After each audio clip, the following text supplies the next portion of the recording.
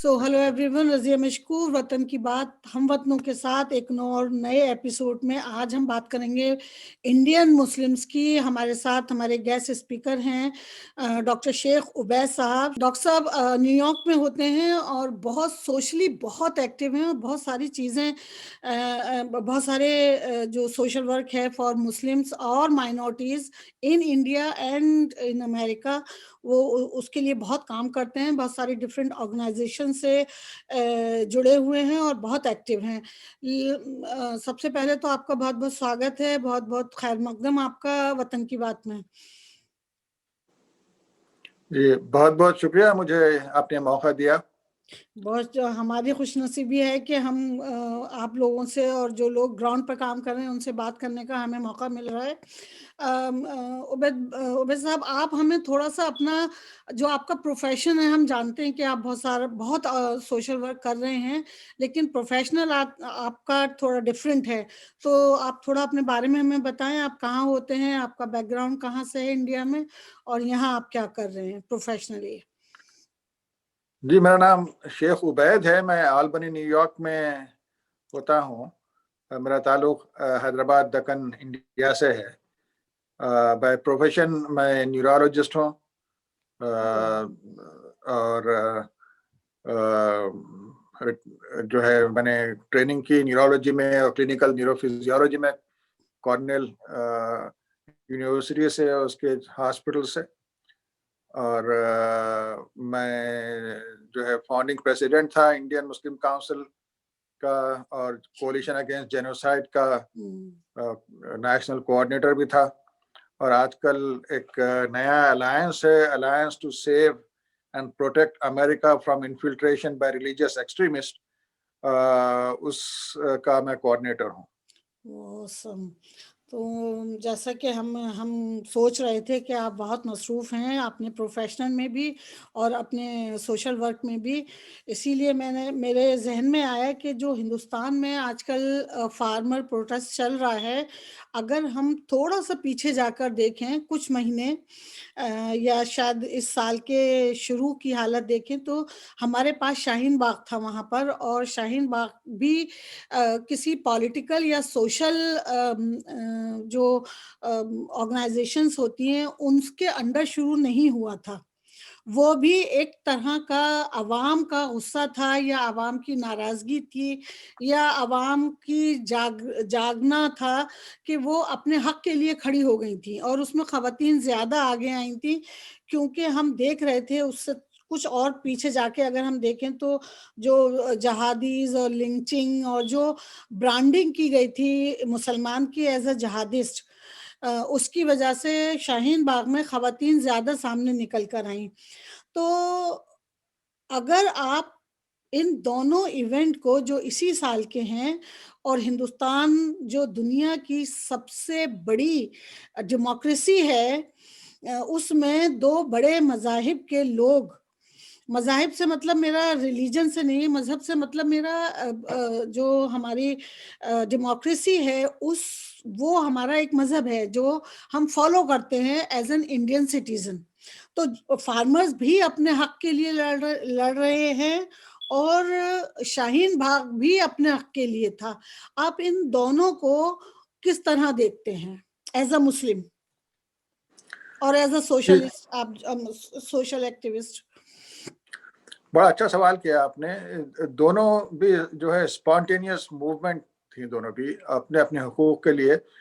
बदकिस्मती से इस वक्त हिंदुस्तान में जमहूरियत कमज़ोर से कमज़ोर हो रही है, इसलिए कि एक ऐसी पॉलिटिकल पार्टी की हुकूमत है हिंदुस्तान पे जो कि जमहूरियत पे यकीन नहीं रखती, और जिसकी जो आइडियोलॉजिकल जिसकी माँ है आरएसएस, वो तो एक फैशिस्ट फस्ताई तंजीम है जिसने मसोलिनी से मिलने के बाद अपना सफ़र का आगाज़ किया था, और बाद में हिटलर उनका रोल मॉडल बना। ये वही तंजीम है जिसने गांधी को कत्ल किया। तो ये तो डेमोक्रेसी पे यकीन नहीं रखती हैं, और ये रिलीजियस सुप्रीमेसिस्ट हैं। ये चाहती हैं कि सारे हिंदुस्तान में सिर्फ एक ही मजहब की हुकूमत हो, यानी कि उनका जो वर्जन है हिंदुत्व का उसकी हुकूमत रहे और दूसरे सारे लोग खत्म हो जाए वहां पर। तो इस के पस मंजर में हमको देखना चाहिए चीज़ों का। तो ये हुकूमत उसके साथ-साथ जो है बहुत ज़्यादा इनकॉम्पिटेंट और बहुत ज़्यादा करप्ट भी है। ये सारे इसकी बैकिंग है सारे ये मल्टी बिलियनियर जो ह्यूज जो कॉर्पोरेशंस हैं, अंबानी, अडानी वगैरह, ये इसको सपोर्ट करते हैं। तो जब शाहीन बाग का जो स्पॉन्टेनियस जो कैंपेन शुरू हुई थी, जो मूवमेंट शुरू हुई थी, वो इसलिए हुई थी कि बीजेपी ने मुसलमानों को डिसएनफ्रेंचाइज करने या उनसे उनका वोट देने का हक छीन लेने के लिए उन्होंने कवानीन बनाए थे। और ये बड़े ही अय्यार किस्म के लोग हैं, तो इन्होंने कवानीन इस तरह बनाए कि स्टेप बाय स्टेप उस पर अमल होता। तो आप देखें कि दुनिया में जहाँ भी जेनोसाइड हुई है, और हालिया जेनोसाइड वो हमारे पड़ोस बर्मा में हुई है, वहाँ पर पहला स्टेप ये होता है कि लोगों से उनका सिटीजनशिप, शहरियत छीन ली जाती है। जब एक बार आपकी शहरियत खत्म हो जाए तो फिर आपको कोई हक नहीं रहता। ना आप कोर्ट जा सकते हैं, ना आप पढ़ाई कर सकते हैं, ना बिजनेस कर सकते हैं, ना रह सकते हैं उस जगह पर। तो इसके लिए शाहीन बाग की मूवमेंट शुरू हुई थी। और बदकिस्मती से सारी दुनिया में इस वक्त दो चीज़ें हो रही हैं। एक तो अल्ट्रा नेशनलिज्म, जैसा कि डोनाल्ड ट्रंप अमेरिका में जीता था, ब्राज़ील में इस तरह की हुकूमत आई, हंगरी और पोलैंड में यही हो रहा है, ऑस्ट्रिया में, और वेस्टर्न यूरोप में फ्रांस, आप देखें इवन नीदरलैंड्स में, वहाँ पर सारी एक अल्ट्रा नेशनलिस्टिक टाइप की एक मूवमेंट चल पड़ी है। और इसके साथ साथ एक ग्लोबल जो इस्लामोफोबिया, इस्लाम से दुश्मनी की जो मूवमेंट है, वो दोनों ने हाथ मिला लिए थे। तो इसी बुनियाद पे शाहीन बाग की जो मूवमेंट थी, उसको उन्होंने देशद्रोही या मुल्क दुश्मन करार देने की कोशिश की और लोगों को कंफ्यूज किया। तो उससे बचने के लिए खवातीन सामने आई। तो दुनिया में होता रहा है, देखिए सारे मुसलमान, सारे इंसान, चाहे मुसलमान हो, हिंदू हो, सिख हो, इंसान होते हैं। तो आप दुनिया में कहीं भी देखें कि जैसे मिस्र में, इजिप्ट में हुआ था, वहाँ भी खवातीन आगे आगे आई थी। हुस्नी मुबारक के ज़माने में जब मूवमेंट चली थी स्पॉन्टेनियस तहरीर बाग की, तहरीर स्क्वायर की, तो यहाँ भी इसी तरह था। तो उसको तोड़ने के लिए हुकूमत ने बड़ी कोशिश की। और फिर कोरोना वायरस की जो पैंडेमिक शुरू हुई, उसका फ़ायदा उठाते हुए उन्होंने उन सारी खवातीन को, उन लड़कियों को, और जो लड़के भी थे उस मूवमेंट को लीड करने वाले, उनको उन्होंने जेल में डालना शुरू किया। तो ये था, तो ये तो शाहीन बाग का हुआ। अब किसानों की मूवमेंट भी देखें, वो स्पॉन्टेनियस मूवमेंट है। किसान बहुत दिनों से शिकायत कर रहे हैं कि जो नए कवानीन जो बने हैं, जिस पे कुछ ज़्यादा डिबेट नहीं हुआ, और अगेन कोरोना वायरस का फ़ायदा उठाते हुए हुकूमत ने कवानीन बनाए जिससे कि किसानों की कमर टूट जाती और मल्टी बिलियनियर्स और ज़्यादा अमीर होते। तो उस पर उन्होंने एहतजाज किया अपने अपने रियासतों में, और इसका ज़्यादा असर पंजाब और हरियाणा में होता, तो वहाँ एहतजाज किया, लेकिन हुकूमत ने उस पर कोई तवज्जो नहीं दी। तो मजबूरन इन्होंने दिल्ली की तरफ मार्च करना शुरू किया हुआ है। तो शुरू में तो हुकूमत ने, क्योंकि मुसलमान पहले विक्टिम थे, तो उन्होंने शाहीन बाग पे तो शुरू दिन से उन्होंने देशद्रोही का इल्ज़ाम लगाया। यहाँ पर उन्होंने शुरू में इस तरह का इल्ज़ाम नहीं लगाया, लेकिन जब मूवमेंट बढ़ने लगी तो दिल्ली उन्होंने तक फिर आ गया सिख था तो भाइयों बहनों को भी देशद्रोही और खालिस्तानी या पता नहीं इस तरह के नाम देने शुरू किए। जी। ओके, तो अब इन दोनों, अगर सिर्फ हम इन दोनों, वैसे तो आपको पता ही है कि जो कुछ मुसलमानों की जो शनाख्त इस्लाम हिंदुस्तान में है, उसको ख़त्म करने की हर मुमकिन कोशिश की गई। हर तरह से उनके लिए बहुत सारे शोशे, चाहे वो लव जहाद का हो, बीफ का हो, कितनी सारी कॉन्स्पिरेसीज रही हैं जो इनके खिलाफ रही। तबलीगी जमात पर सारा इल्ज़ाम डाल दिया गया कि दिल्ली में कोरोना फैलाने का के असल जिम्मेदार तबलीगी जमात है। तो मगर कोरोना तो आज भी है। तो नहीं, असल जिम्मेदार तो डोनाल्ड ट्रंप और नरेंद्र मोदी साहब थे, जिन्होंने ट्रंप को बुलाकर बड़े बड़े जुलूस और जलसे किए दिल्ली में, अहमदाबाद में। तबलीगी बिल्कुल जमात बिल्कुल का बिल्कुल तो छोटा बिल्कुल। सा एक जलसा हुआ था, वो भी गवर्नमेंट ने उनको परमिशन दिया था, और इसलिए दिया था कि उसके बाद उन पर जो है उनको स्केपगोटिंग की जाए, उनको उनको ब्लेम किया जाए। उसके बाद बड़े बड़े, उससे बड़े बड़े जुलूस होते रहे मंदिरों में। बिल्कुल, अभी और राम मंदिर के लिए जो पूजा और हाँ हाँ, शिलान्यास का और हुआ फिर उसमें था, और भी बहुत और फिर सारे, मध्य लेकिन मेरा प्रदेश में जो सवाल ये हुकूमत है। गिराई गई, उसका जो जश्न मनाया गया, उसमें भी तो जी यही हुआ था। सारे लोग जमा हुए थे। लेकिन मेरा तो सवाल ये है कि जो सिचुएशन पैंडेमिक या कोरोना की शाहीन बाग के साथ थी वही आज भी है, लेकिन उसके बावजूद हमारे फार्मर्स जो हैं वो डटे हुए हैं बेखौफ और बिल्कुल निडर होकर। शाहीन बाग कमजोर कैसे पड़ गया? मुसलमान कहाँ आकर अपने अंदर एक ये कमजोरी की फीलिंग या खुद कुछ ना कर पाने का एहसास कहाँ से पैदा होता है उनमें? क्यों पैदा हुआ? शाहीन बाग में इसलिए भी हुआ, 2-3 वजूहत। एक पैंडेमिक नया-नया शुरू हुआ था, उसके बाद फिर दिल्ली का फसाद कराया गया बीजेपी का, जिसमें पुलिस ने कत्लेआम किया लोगों का, मुसलमानों का अक्सर। उसके बाद जो है ना, सिख बड़े ऑर्गेनाइज्ड और दलेर कौम है। देखिए, एक माइनॉरिटी जब होती है ना, छोटी माइनॉरिटी, चाहे सिख हो या यहूदी हो या इस्माइली हो, तो ये बड़े, क्योंकि इनको हमेशा एक नेचुरल एक फियर होता है कि ये जो है इनसिक्योर फील करते हैं कि वो बहुत ही छोटी माइनॉरिटी होती है ना, तो इसलिए वो बड़े ऑर्गेनाइज होते हैं। और फिर सिख वो फौज में भी, हिंदुस्तानी फौज में भी उनके लिए काफ़ी आसानियाँ थी। और उससे पहले भी जो है ना, सिखों का नया-नया लेकिन मज़हब था, तो उन्होंने आई एम सॉरी, मुगलों मैं से टक्कर आपका ली थी। आपकी बात काट रही हूँ, लेकिन यहाँ सिख का मसला नहीं है, यहाँ फार्मर का मसला है, क्योंकि उसमें तो हाँ, तो फार्मर्स में देखिए 2 हिंदू, लोग हैं ना, फार्मर्स में ज़्यादा पंजाबी, मुसलमान सिख तो कम है, सभी तो एक तो शामिल हमारे हैं। ज़्यादा सिख भाई हैं हम्म, और दूसरे हमारे हिंदू भाई हैं, जाट वगैरह। उनको जी, तो खतरा नहीं है कि जो उनको खत्म कर दिया जाएगा, जिस तरह के शाहीन बाग में उनके स्टूडेंट्स के सारे करियर खत्म किया गया और यूनिवर्सिटीज में घुस के मारा गया। मारा गया। तो इनको वो फितरी डर जो मुसलमानों में बैठा हुआ है, एक तो बैठा हुआ है या बैठाया गया है, दो डिफरेंट बिठाया चीज क्या है। है, वो हमें इंसान बुजदिल तो पैदा नहीं होता ना। लेकिन वो एक वक्त था जब इन्होंने पूरा एक शोषा छोड़ा था कि बीफ, उसकी वजह से मुसलमानों को इन्होंने खौफ के प्रेशर में ले लिया था। तो क्या मुसलमान आज भी उस खौफ में हैं या जैसे जैसे चीजें चेंज हो रही हैं? क्योंकि शाहीन बाग तो 100 दिन चला, लेकिन फार्मर प्रोटेस्ट 16 दिन में गवर्नमेंट ने आन के घुटने टेक दिए और मान लिया कि भाई ठीक है, आप हमें जो जो चेंजेस चाहते हो इसमें करवा लो। तो ये खौफ मुसलमान सिर्फ एक अंडर प्रेशर हैं या वो कुछ सीख भी रहे हैं जो कुछ उनके आसपास हो रहा है आज इंडिया में? तो मुसलमान अंडर प्रेशर है ना। देखिए कि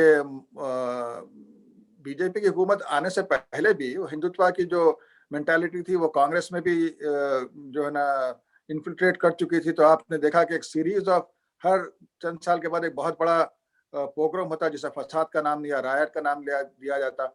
जी, पहली मर्तबा मैंने पोग्राम का लफ्ज इस्तेमाल किया गुजरात के बाद में, इसलिए कि बॉस्निया की कैंपेन जब अमेरिका में चलाई थी, तो हमने पोग्राम का लफ्ज इस्तेमाल किया था कि अमेरिका में लोग समझ सकें पोग्राम क्या आता है। वो गवर्नमेंट इंस्पायर्ड, हुकूमत की तरफ से जो कत्लेआम होता है, जो यहूदियों का हुआ करता था रशिया वगैरह में, हम्म, तो उसके लिए मैंने पोग्राम का लफ्ज इस्तेमाल किया था। तो गुजरात के बाद में इंडियन मुस्लिम काउंसिल के जरिए हमने वो वर्ड शुरू किया, उसका इस्तेमाल इस्तिलाह का, और अब काफी काफी वो मकबूल हो गई है। हम्म, तो ये होता रहा। उसके बाद आपने देखा कि सीमी के नाम पे नौजवानों को उनके सारा करियर खत्म किया गया, 20-20, 25-25 साल से जेल में पड़े हुए हैं। और उसके बाद अब ये हाल इनके साथ किया जाने लगा, और दुनिया की तवज्जो हट गई मीडिया की, क्योंकि कोरोना वायरस की तरफ से मीडिया की तवज्जो हट चुकी थी। तो फिर मुसलमानों का घबराना फितरी है ना। लेकिन ये कि इंसान को आप एक हद तक ही दबा सकते हैं। आप चिड़िया के घोंसले से उसके अंडे या बच्चे निकालने की कोशिश करें, वो आप पे हमला करेगी, आपसे लड़ाई करेगी, रेजिस्ट करेगी। तो ये एक शाहीन बाग को दबाए तो और शाहीन बाग खड़े होंगे। और फिर नई जो नस्ल है मुसलमानों की, उसको तकसीम से कोई लेना देना नहीं है, तो मरूब भी नहीं है, गिल्टी फीलिंग भी नहीं है उनके पास।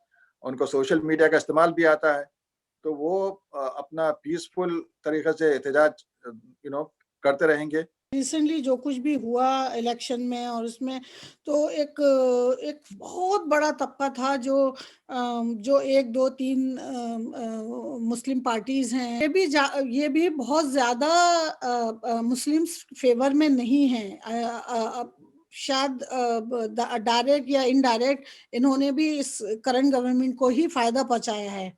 तो हमारे पास कोई एक यानी कोई एक, ना तो हमारे पास कोई लीडर है, ना हमारे पास कोई ऐसा ऑर्गेनाइजेशन है जो लीड कर सके या इनको सही तरीके बता सके, या इनकी पुष्पनाही जो एक चीज होती है, जैसे फार्मर्स हैं, आज फार्मर्स और खास तौर से सिख फार्मर्स बहुत ऑर्गेनाइज्ड हैं, बहुत ऑर्गेनाइज्ड हैं।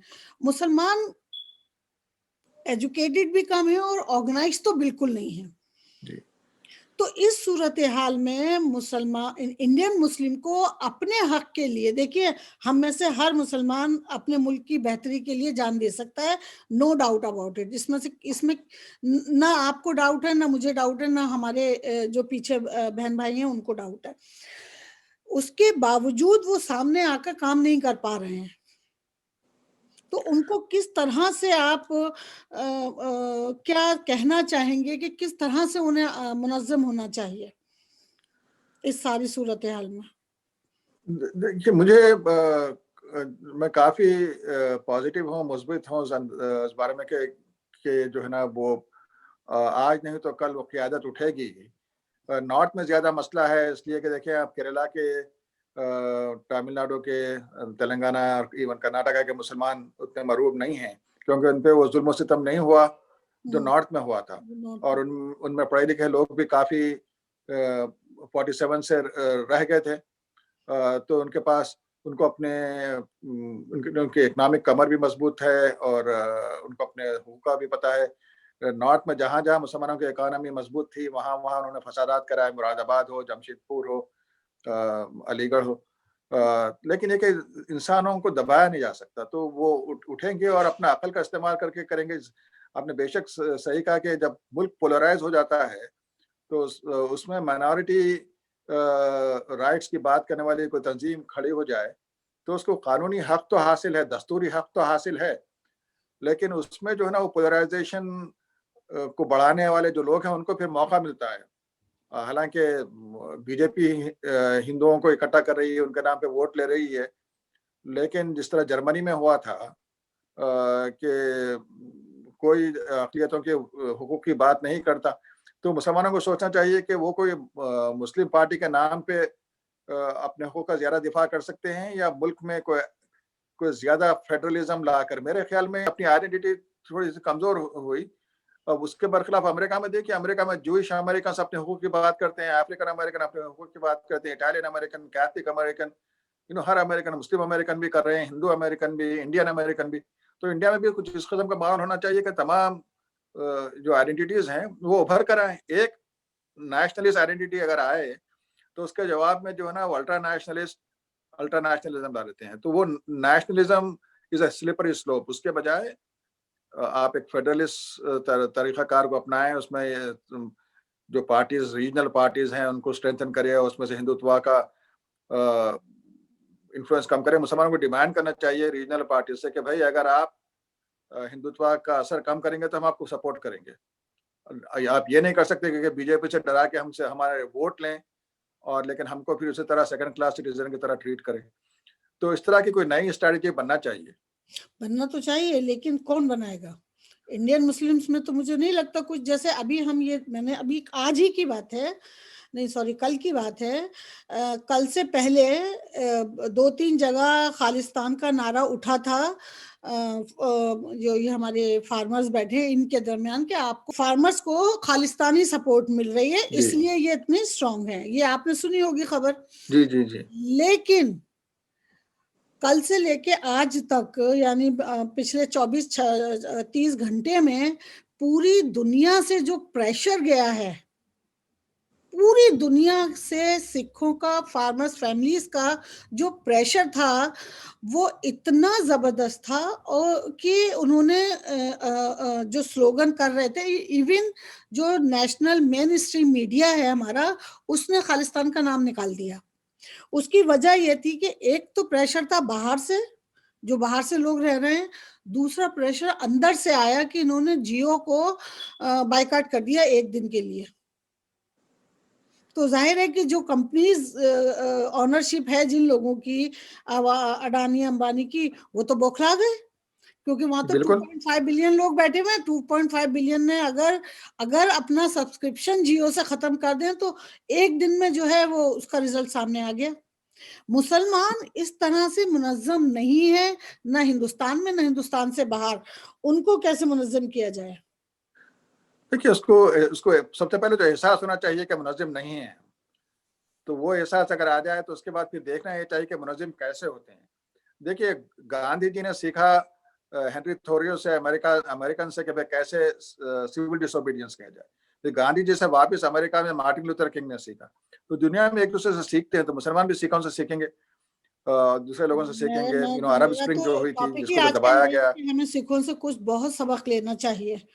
हाँ, तो वो सीखेंगे। और देखिए, यहाँ पर जो है ना, दो अलग अलग मसले हैं। यहाँ पर जो है वेस्ट में जो मुसलमान जो अक्सर जो आते हैं, वो अपने पैसे कमाने में लगे हुए और पैसों की नुमाइश में लगे हुए हैं, लेकिन उसके बावजूद भी कुछ लोग हैं जिन्होंने काम किया है। जैसा कि हमने नरेंद्र मोदी का वीजा कैंसिल करवाया था, कोई आसान चीज नहीं थी वो।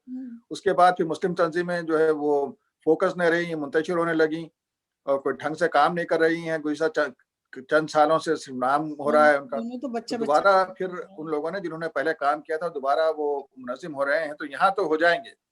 और अलायंस बना, वो जो मुजाहरे हुए थे सॉलिडारिटी के, उसमें हम भी शामिल थे यहाँ पर। उसको भी हिंदुस्तान की कॉन्सुलेट या एम्बेसी ने उसको भी डेमोनाइज करने की कोशिश की। गांधी जी के स्टैचू पे खालिस्तान का झंडा शायद उन्हीं के किसी एजेंट ने लपेट दिया था, तो उन्होंने उसके बाद में खालिस्तान का नारा लगाया। लेकिन उन्हें बैक ऑफ करना पड़ा, इसलिए कि जैसा आप बता रही हैं कि दुनिया से भी प्रेशर पड़ा और इकोनॉमिक प्रेशर भी। तो मुसलमान भी बैकआउट करना सीखें। वो अब तक क्या कहा जाता था सीखना कि ये मुल्क चाहिए, वो दुश्मन नहीं है, अब सीख जो रहे भी हैं, करेंगे उससे कहा जाएगा कि ये पाकिस्तानी है या मुल्क दुश्मन है। हमें डरना दबना नहीं चाहिए। भाई, पाकिस्तानी तो तुम लोग हो। तुमने सावरकर ने टू नेशन थियरी दी, या हमने तो बाय चॉइस हम हिंदुस्तान में रहे हैं। इस मुल्क हिंदुस्तान को बनाया था हमने। बड़े सगीर हिंदुस्तान तो एक सब कॉन्टिनेंट का नाम था। उसको पहली मर्तबा मुल्क की शक्ल किसने दी? मुसलमानों ने दी थी। और इस मुल्क के लिए हमने लड़ाई की। अबुल कलाम आजाद ने मुल्क की तकसीम की हम आखिरी वक्त तक मुखालिफत की। इवन नेहरू और गांधी ने हथियार डाल दिए, लेकिन अबुल कलाम आजाद ने हथियार नहीं डाले थे। नहीं डाले थे अब जो होना था सो हो गया। चेकोस्लोवाकिया के लोग उन्होंने आपस में तकसीम कर लिया मुल्क को, कोई झगड़ा नहीं हुआ। ये हिंदुस्तान में ये अल्ट्रा नेशनलिज्म की वजह से झगड़ा हुआ था। अब तो हमें भूल जाना चाहिए। पाकिस्तान अपनी जगह खुश रहे, हम हमारी जगह खुश रहेंगे। बिल्कुल, हमें कोई मतलब और नहीं पाकिस्तान से और बांग्लादेश से, हमें तो हिंदुस्तान से मतलब है। और within the boundary Kashmir to Kanyakumari, we are Indian and we love our country, and Kashmir to Kanyakumari is our country.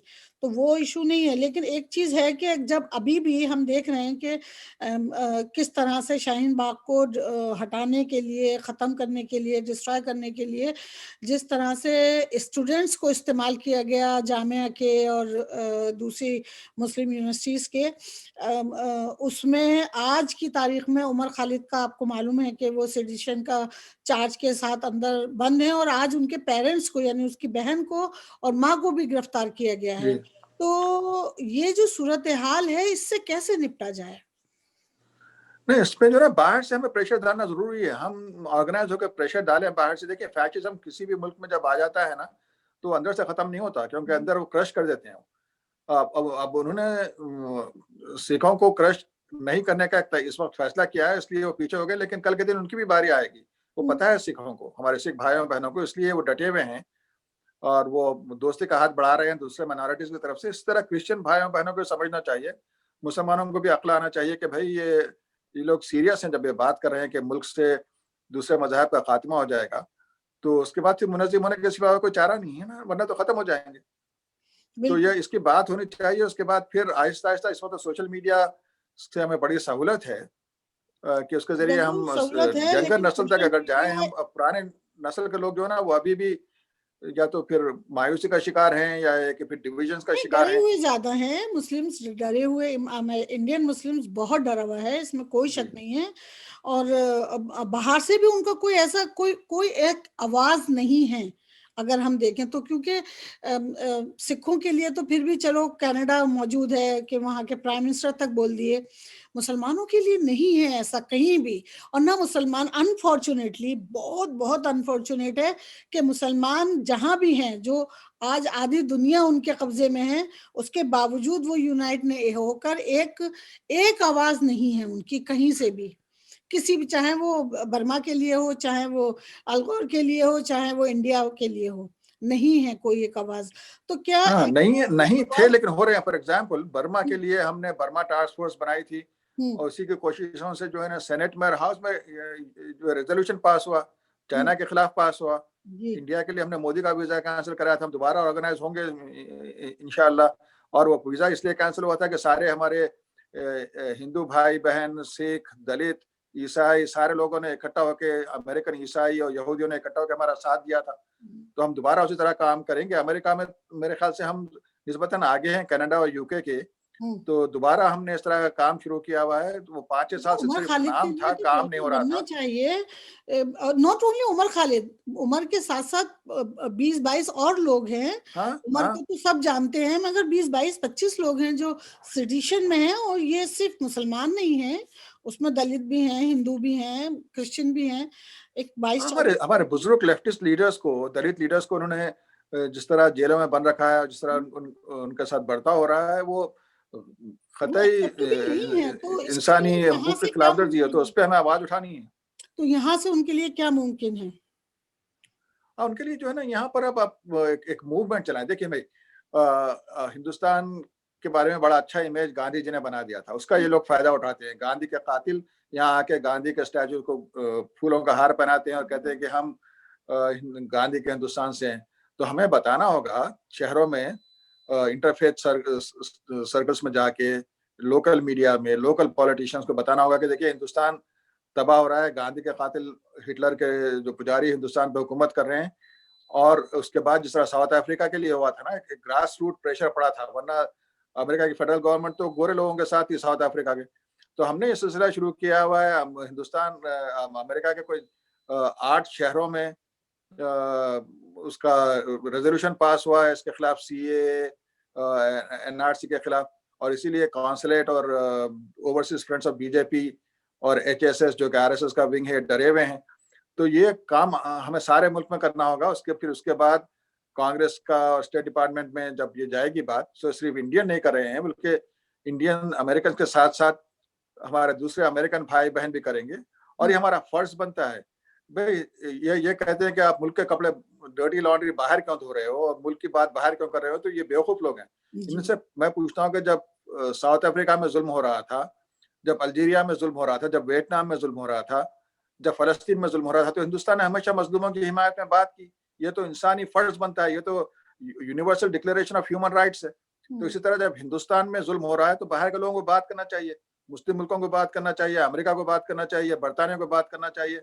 यही बात मालकम एक्स किया करते थे कि अमेरिका के अफ्रीकन अमेरिकन मसला वो सिविल राइट्स नहीं है। मार्टिन लूथर किंग की तरह वो ये नहीं कहते थे कि अमेरिका में इसको हल करो, क्रिश्चियन पैरामीटर में हल करो। वो कहते थे कि इसको यूएन में ले जाना चाहिए और उसको यूनिवर्स और जो ना इंटरनेशनल मसला बनाना चाहिए। इसलिए उनका कत्ल भी कर दिया गया था। तो हमें भी यही बात करनी चाहिए, क्योंकि ये इंसानी हक है हमारा। ये हिंदुस्तान का कानून भी हमें हक देता है, इंटरनेशनल कानून भी हमें हक देता है कि हम हर मुल्क में इस मसले को उठाएं और फिर मोदी गवर्नमेंट पे प्रेशर डालें। बिल्कुल हमें ये करना चाहिए, और we have to do something, because अगर उमर खालिद जैसे बच्चे इस तरह से जेलों में जाएंगे, तो फिर वहां तो आवाज उठाने वाला। लड़कियां जेलों में हैं, लड़कियां जेलों, इनका कैरियर खराब हो रहा है। इसीलिए जब सीमी के लोगों पर गैर जरूरी, जो सीमी के भी नहीं थे और सीमी के थे भी, तो उनको हक था अपनी अपनी कोई मूवमेंट बनाने का। उनको जब उन्होंने मार मार के बंद किया और सारे लोग डरे हुए थे, तो उन्हें सोचना चाहिए था कि उसके बाद फिर दूसरों की बारी आने वाली है। और ये कांग्रेस गवर्नमेंट में भी हुआ, लेकिन बीजेपी के उसमें तो हद से ज्यादा बात बढ़ गई। जाहिर है वो गवर्नमेंट कोई भी मुसलमानों के हक में नहीं थी, लेकिन बहरहाल इतना जरूर था, इतनी आजादी जरूर थी हाँ, कि कि बात कह कोर्ट्स लिया काम कर रहे करते थे। थे। आज तो जुबान, मुंह से भाप नहीं निकल सकती है। जी, तो वो जो एक हब्स हो रहा है अंदर लोगों के, उस हब्स से, उस घुटन से निकलने की जरूरत है। और बिल्कुल। हमें यहाँ पे काम करने की ज़रूरत है। तो अब मैं ये लोगों से अपील कर रहा हूँ कि मेरे भाइयों और बहनों, अपने-अपने शहर में एक इंटरफेथ की मीटिंग्स वगैरह होती रहती हैं, उसमें जाया करें। जी, वहाँ पर जाकर आप उनको बताया करें कि गांधी जी का मुल्क में क्या हो रहा है। जी, लॉन्ग आइलैंड में हमारे इस तरह के लोग जो एक्टिव थे, उन्होंने वहाँ के होलोकॉस्ट सेंटर में जब बात की, तो होलोकॉस्ट सेंटर के बोर्ड मेंबर्स ने आके कहा कि इस वक़्त हिंदुस्तान का हाल वही है जो जर्मनी का 1930 में था, अर्ली 30s में। तो ये बात जब आने लगेगी तो फिर आपके पॉलिटिशियन बात सुनेंगे और फिर हिंदुस्तान पे प्रेशर पड़ेगा। तो जी, आप ये करें कि हफ्ते में 1 घंटे के लिए उस मीटिंग में चले जाएँ, ह्यूमन राइट्स की जो मीटिंग होती है आपके शहर में या जी, इंटरफेथ की जो मीटिंग होती है, और फिर महीने में एक आध अखबार को जो है ना, एक आध आर्टिकल और खत लिख दिया करें। 2-3 महीने में अखबार के एडिटोरियल बोर्ड से मिलें आप, और aspire.org पे अगर ASPAIRE, alliance to save and protect America from infiltration by religious extremist, इसके वेबसाइट पे आप जाएँ तो आपको और भी मालूमात मिलेगी। तो एक नेटवर्क अगर हम बनाएँ तो फिर अमेरिका में बड़ी जल्द हम एक मूवमेंट चला सकते हैं जो बिल्कुल कि चला सकते हैं। फ्रूटफुल साबित होगी। बिल्कुल, इंशाल्लाह और ज़रूर करेंगे, ज़रूर हमें यहाँ से सपोर्ट करना चाहिए क्योंकि वो जी, जिस तरह दूसरी हमारे हिंदुस्तान के दूसरी कौमों के लोग हैं, भाई-बहन हैं, वो किसी परेशानी में होते हैं तो यहाँ से बहुत बड़ी सपोर्ट होती है उनके लिए। Not only financial support but emotional support भी बहुत होती है, जी, एजुकेशनल सपोर्ट भी बहुत होती है और जी, जी। I think this is a time we also do the हाँ, सेम कि हमें और फिर मुसलमान जो है ना, इसके साथ-साथ अपना इल्म हासिल करें, मुत्तहिद हों। बिल्कुल इंशाल्लाह। तो बहुत शुक्रिया आपका वक़्त देने के लिए। खुशी हुई आपसे बात करके, आप बड़ा अच्छा काम कर रही हैं, मास मीडिया का इस्तेमाल करके हमें लोगों को एजुकेट करना, उनको उनको जो है ना बताना और उनको फिर मोबिलाइज़, ऑर्गेनाइज़ करना है, उनको मुस्तहकम बनाना है। तो ये इंशाल्लाह हम ज़रूर करेंगे, ज़रूर, हमारे हिंदू भाइयों-बहनों के साथ मिल के। बिल्कुल, बिल्कुल इंशाल्लाह सबके साथ से अच्छे